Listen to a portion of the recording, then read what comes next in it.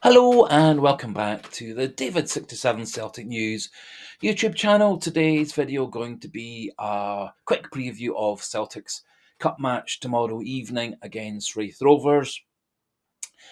In the video we'll have a wee look at my predicted lineup, predicted score, a wee reflection on recent Celtic Raith Rovers matches.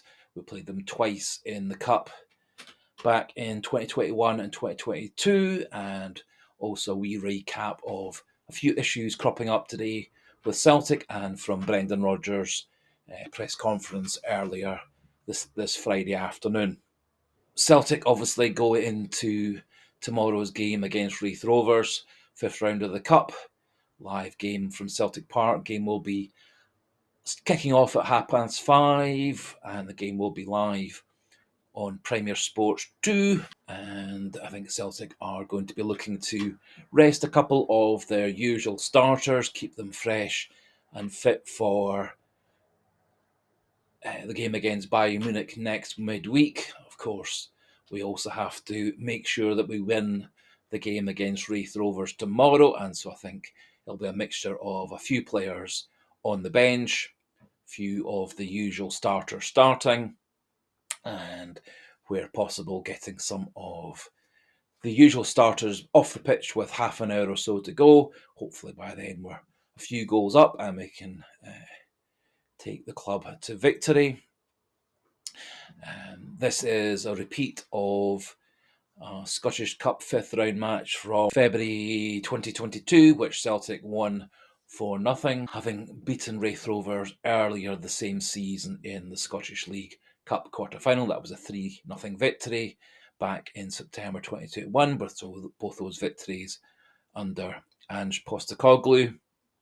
And of course, that season we ended up losing in the Scottish Cup semi-final. We won the Scottish League Cup and we won the Scottish Premiership. And so in that season, we won 2 out of the 3 trophies. And if Celtic are going to power on to winning the treble yet again, we've already obviously won the League Cup in December of 2024.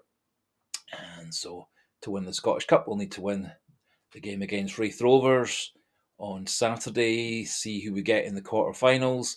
That draw will be on Monday evening, and then having won the quarterfinals, then winning the semi-final and the final, whilst at the same time securing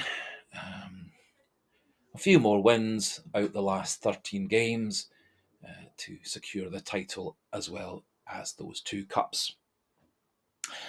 Brendan Rodgers' press conference had one or two wee interesting little pieces of information from it. Earlier today, it was confirmed that Celtic will be allowed to have their away fans going to the away leg against Bayern Munich in a couple of weeks' time. UEFA seemed to have been rather soft on Celtic in the event of any further crowd disturbance. UEFA said that Celtic's next away game would have no tickets for away fans, and so instead, for what was a relatively small pyrotechnics offence, UEFA have decided to fine Celtic and maintain the 2-year suspended sentence. I suspect this is Celtic's last warning, and any further indiscretions, even quite minor, in the next 2 years will see Celtic punished quite severely with a fine and an away fan ban. In addition, in today's press conference, Brendan Rodgers made it quite clear that, to the best of his knowledge, there has been no pre-contract signed by Greg Taylor to go to Dinamo Zagreb in the summer. Quite a few Celtic fan sites and YouTube sites came out with it being a definite move. However, the sources of those stories to me seemed a bit dodgy, in that it was a newspaper journalist who doesn't usually have any inside track at Celtic, and also a couple of websites who also tend to make up stories or print stories with very little evidence. So I was quite sceptical about Taylor having definitely signed, and indeed today Brendan Rodgers said there's not been any signature. Taylor is remaining a Celtic player. There remains negotiations between Taylor, his agent Rogers, and the Celtic finance people. And Rogers feels there's more than enough room for both Taylor and Tierney next season and for several seasons onwards. And he was saying he thought that Greg Taylor would have more than his fair share of big games and Celtic games, even once Kieran Tierney comes back. So that sounds good news, and hopefully Celtic do crack on, sign Greg Taylor again, have him installed as Celtic's number 2 left back, and that does allow Celtic then to maybe look to get in a young Scottish player or bring through a player from the academy to be the Greg Taylor stroke Kieran Tierney of the future. Also, in his press conference, Brendan Rodgers confirmed that Kasper Schmeichel has a minor back problem and will miss the game against Raith Rovers. However, he will be fully fit and available for the game against Bayern Munich next Wednesday.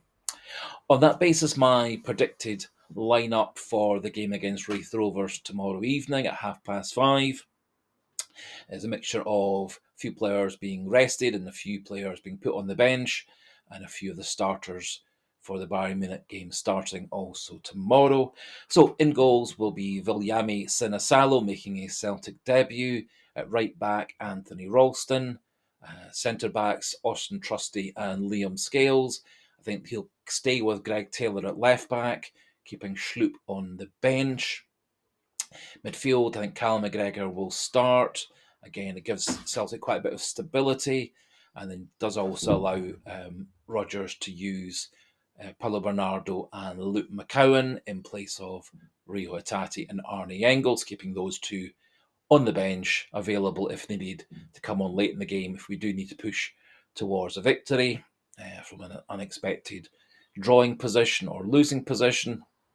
But it does keep them ideally fit and fresh for the game against Bayern Munich on Wednesday. And I think it's so they do get 2 or 3 goals up, then does allow the option of taking off McGregor and maybe popping Schlupp on at in a midfield role and dropping back Bernardo probably into the more defensive position.